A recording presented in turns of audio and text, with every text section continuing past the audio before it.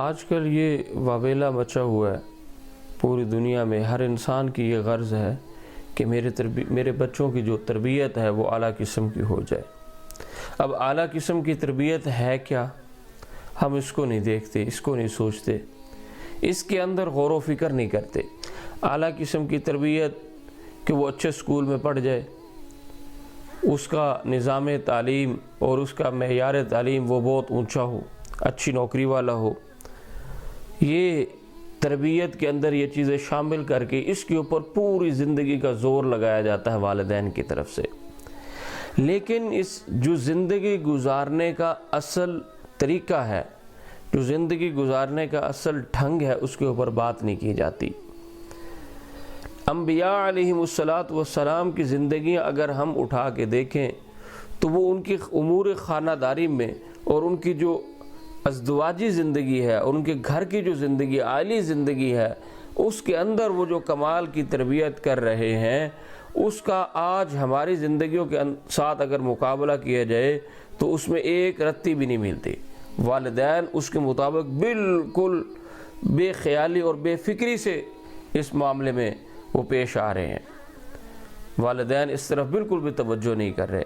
حضرت ابراہیم علیہ السلام نے جب اپنے بیٹے حضرت اسماعیل علیہ السلام اور ان کی والدہ کو مکہ کی سرزمین پر چھوڑا تو اس وقت یقین مانے مکہ کی سرزمین، آج بھی ویسے ہی حال ہے۔ جو لوگ مکہ سے واقف ہیں، جن کو اللہ پاک لے کے گئے ہیں، وہ دیکھتے ہیں کہ وہاں پر جو ہے نا سوکھے پہاڑ ہیں اور سرسبز و شاداب علاقہ دور دور تک نظر نہیں آتا۔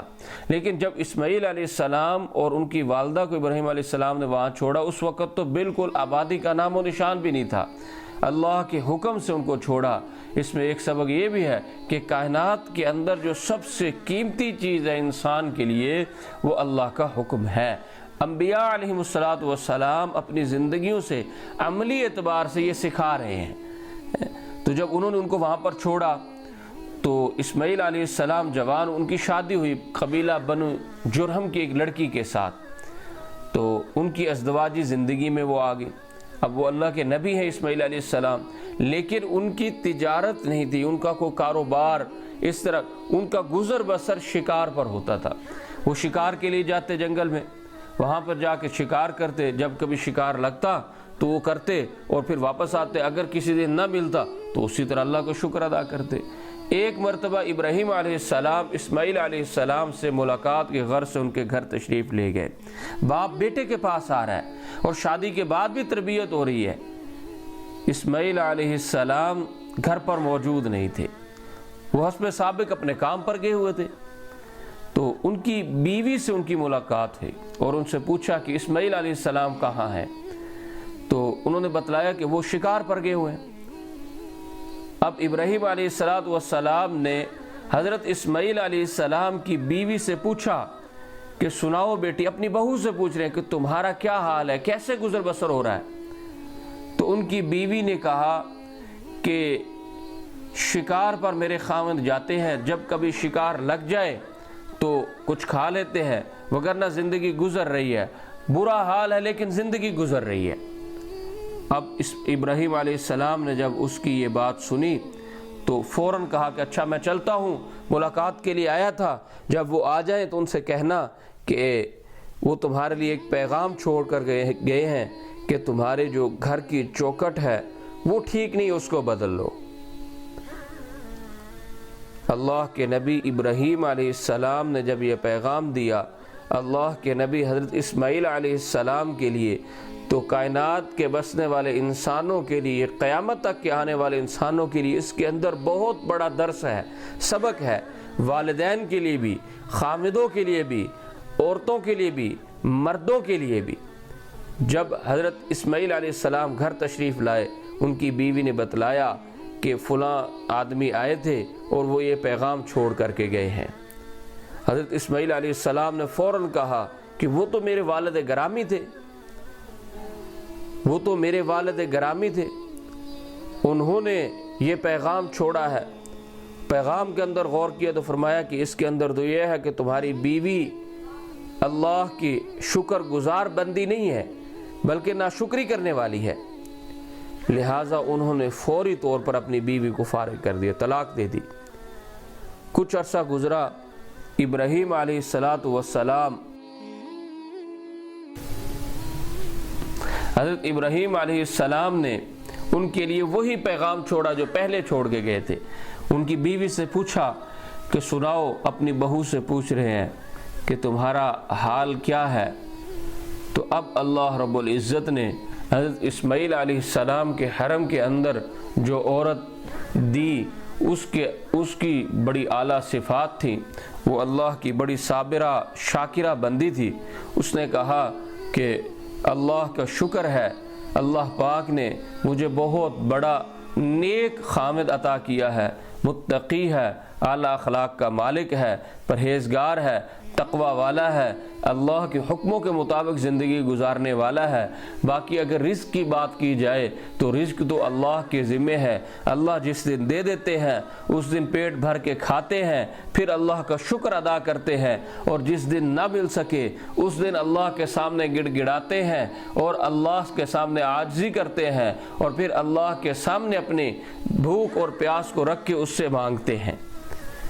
تو حضرت ابراہیم علیہ السلام نے جب یہ بات سنی اس کی بیوی کی، تو انہوں نے پھر پیغام چھوڑا کہ جب حضرت اسماعیل علیہ السلام آئیں تو ان سے کہنا کہ فلاں صاحب آئے تھے اور تمہارے لیے یہ پیغام چھوڑ کر کے گئے ہیں کہ اب تمہاری چوکھٹ بڑی زبردست ہے، بہت اچھی چوکھٹ ہے، اس کی حفاظت کرنا اور اس کی قدر کرنا۔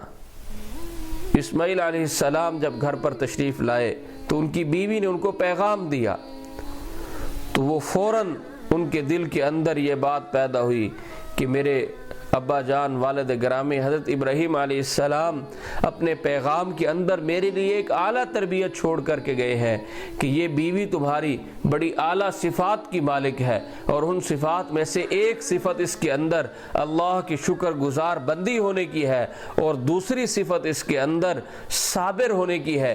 جس دن ملتا ہے اس دن اللہ کا شکر ادا کرتی ہے، اور جس دن نہیں ملتا اس دن یہ اللہ کی طرف اللہ ان کو صبر کی توفیق دیتے ہیں، صبر کر کے بیٹھ جاتی ہیں۔ تو ان کی حفاظت کرنا اور اس کی قدر کرنا، میرے دوستو، سارے عالم کے سارے انسانوں کے لیے اس واقعے کے اندر بہت بڑا سبق ہے کہ ہم اپنی اولاد کی جب تربیت کرنے جا رہے ہیں تو اس کے اندر بنیادی طور پر یہ چیزیں ہونی چاہیے کہ ہماری اولاد اللہ کی شکر گزار بندوں میں سے ہو۔ عورت ہے تو اس کو پتہ ہو کہ میں نے کل خامد کے ہاں جانا ہے، اس کے گھر کے اندر زندگی گزارنی ہے، تو میں نے اس کے حالات کو دیکھ کے خامد کا فیصلہ نہیں کرنا کہ میرا خامد اچھا ہے یا برا ہے، بلکہ حالات کو نہیں، اس کی صفات کو دیکھ کے اس کے ساتھ زندگی گزارنی ہے۔ خامد اچھا ہے، متقی ہے، تقوی والا ہے، اخلاق والا ہے، نیک ہے، تو اللہ کا شکر ادا کرنا ہے، اور اگر خدا نخواستہ حالات کے اعتبار سے کوئی کمزوری ہے، کوئی کمی ہے، تو اس کے اوپر صبر کر کے زندگی گزارنی ہے۔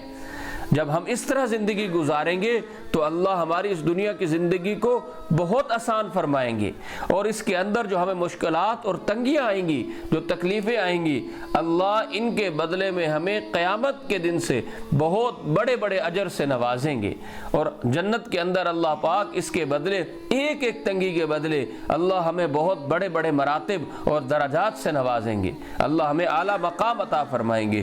اور پھر دیکھیں کہ اللہ رب العزت نے اس واقعے کے اندر علماء نے لکھا ہے کہ رحمت عالم صلی اللہ علیہ وسلم کی مبارک نسل اور آپ صلی اللہ علیہ وسلم کو اسی خاندان سے پیدا کرنا تھا، تو اللہ نے یہ گوارا نہیں کیا کہ رحمت عالم صلی اللہ علیہ وسلم کے اجداد میں کوئی ایسی عورت پیدا ہو جائے جو اللہ کی ناشکری کرنے والی ہو۔